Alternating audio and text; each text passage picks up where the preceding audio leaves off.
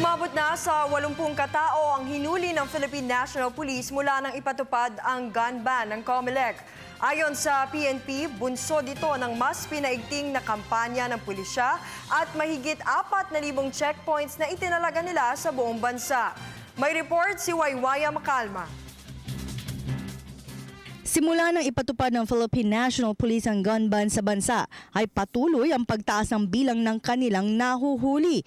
Ayon sa pinakahuling datos ng PNP, nasa 80 ang arestado ng mga otoridad dahil sa paglabag ng umiiral na gun ban.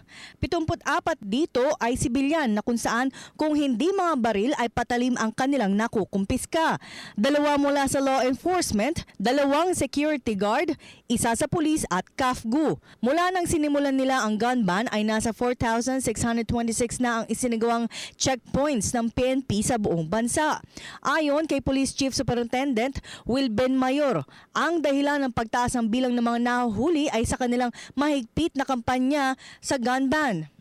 So, equal yung ating effort dyan, law enforcement and information campaign.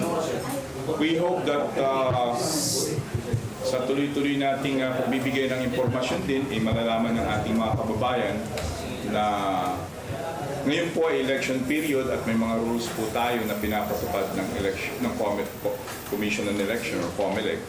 At ang ating kampanya, on the other hand, is tuloy-tuloy yung law enforcement natin at checkpoints, and you can see from day to day ito ang nagiging resulta ng ating intensified campaign sa checkpoints and the enforcement ng batas na pinapatupad during election period.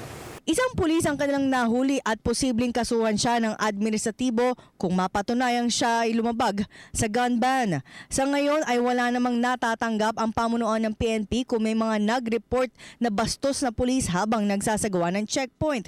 Kaya naman hinihikayat nila ang publiko na i-report nila ang mga reklamo sa pamamagitan ng pagkuha ng litrato o video. Wala ka naman tayong natatanggap na reklamo at kagaya na nabanggit ko na rin, ang ating namang mga kababayan ay kung meron naman silang reklamo ay pwede naman nila itong ipadala sa PNP-PIO or sa mga units na involved mismo dito, at the same time sa text, at pwede rin kuna ng video camera.